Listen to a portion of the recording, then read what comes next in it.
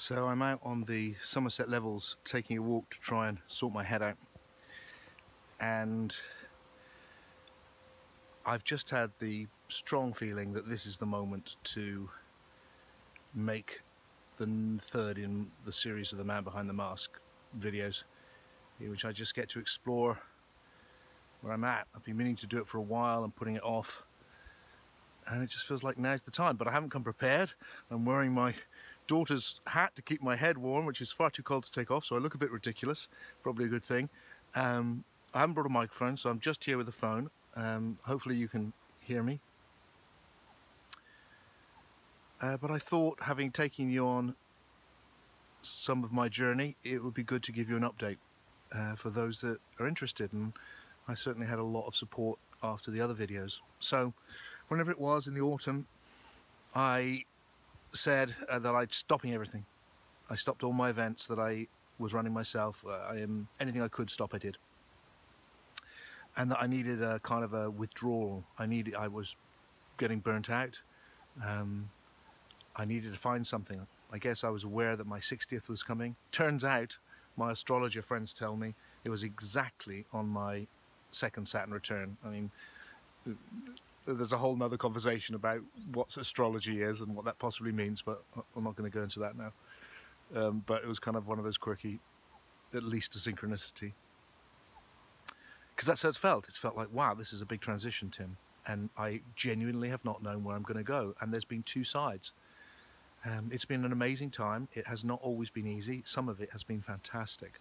I've done a lot of thinking. I've done a lot of meditation, a lot more than I was doing before because I've had the time. I've done a lot of nothing. Played a bit. Hung out with friends more. I've lost some weight. Lost about a stone in weight, deliberately. Exercising, just getting myself, wanting to, see where I want to go next. And there's been this continual movement between a part of me that wants to reach forward into new things and a part of me that just wants to withdraw into quiet. And myself. And I thought this video a few weeks ago, I thought, I'll make a video and announce that I have decided, I've got this powerful intuition I'm going to reach out. And, and I think I am. But I'm doing it today because I just yesterday, everything just collapsed around me. I just felt totally confused again. So, I'm honouring the commitments I've already made, and that's great. And there's quite a few of them, actually, as it turns out, because I've been asked to go to America in March to do a TED Talk, and it's quite a big deal. It's not Big TED, it's TEDx, but it's the biggest TEDx in the world. It's at Berkeley, and the auditorium seats 2,000. So that's actually what I was working on yesterday. Again, I've been working on it for a while. I got 16 minutes. Now I've just heard they're going to specially give me 18 minutes to present what? From this huge body of work that I've now got. And I've come up with, it's this. And I've worked on it. It sounded great. And then it's collapsed. And then I did it again. Oh, no, I'll do this. And I've done that 3 times. And I've just done a 4th one, and it's just collapsed again. It's just not right. It's just not right. And there's something so disorientating. And it's like a little microcosm of what I've been going through more generally. This sense of do this lovely, beautiful thing, and then do this beautiful thing, and then And it's also about the intuition. Everything I do comes from the intuition for me. I guess it's like that, isn't it, for all of us? The rational mind, you can work the detail out, but the impetus, the decision comes from somewhere deeper. And if my intuition is strong and clear, I can be very creative, and I know, my intuition's telling me what to say now. But when it's been wrong, when you've followed it and then gone, no, that's not right, and of course, that's happened a huge amount of times for me now. Hello dogs. Been joined by some dogs. Then there's a feeling of, can I trust it when it comes? This is why I'm so cautious when people just say, just follow your intuition. It's like, no, the intuition is a faculty of the soul. It's the deep faculty of the soul, and we all need to listen to it. But it's not infallible. It itself is on a journey, which is why we grow and change. And our intuitions can one day be this and one thing the other. And that's what's happening to me. My intuitions are one thing this, and then another. It's disorientating. So I'm going to America. I'm going to do some gigs there as well when I'm there. I'm going to do TEDx, and then I'm going to Japan which is wonderful. But these are all being organised for me, which is great, so I don't have the pressure. And I'm going back to the States after that and do a retreat. So all of that's fixed.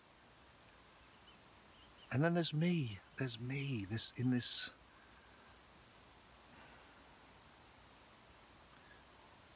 vacillating between, well, in some way, it still goes back such a long way, you know, right back, you know, to a little boy.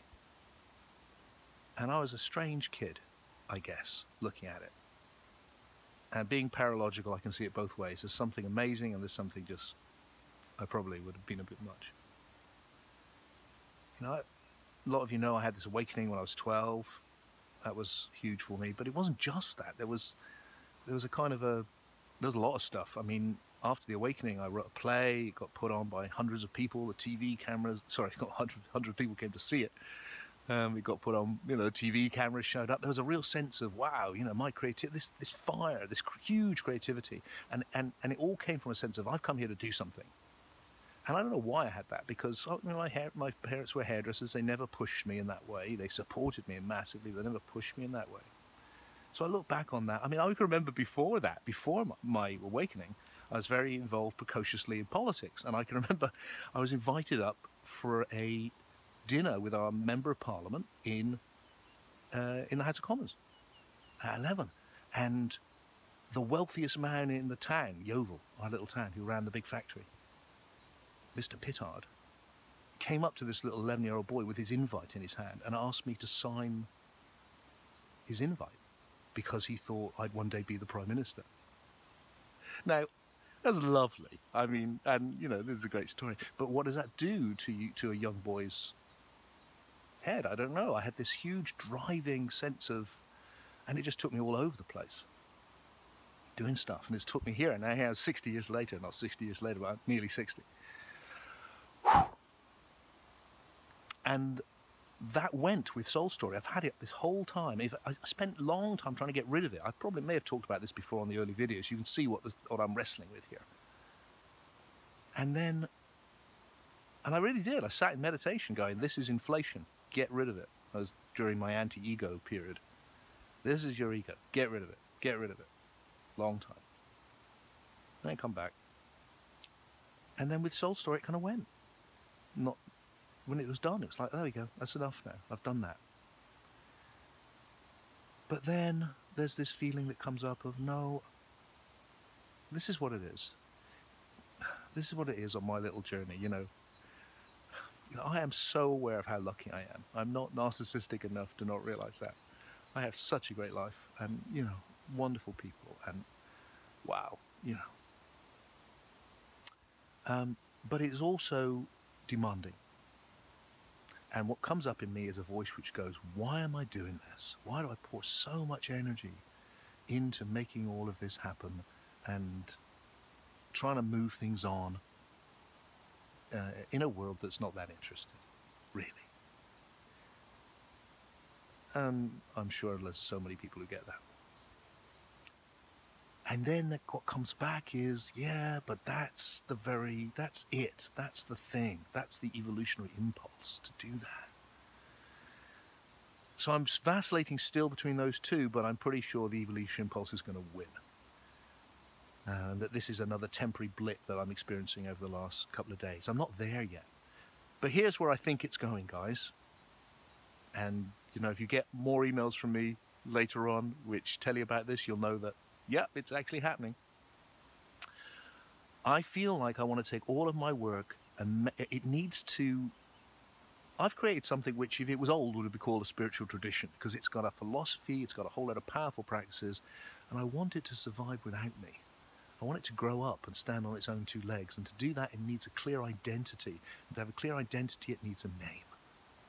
So I'm going to give it a name. I'm going to call it Univigilism, and I'll explain another time why, and what that means and what that is.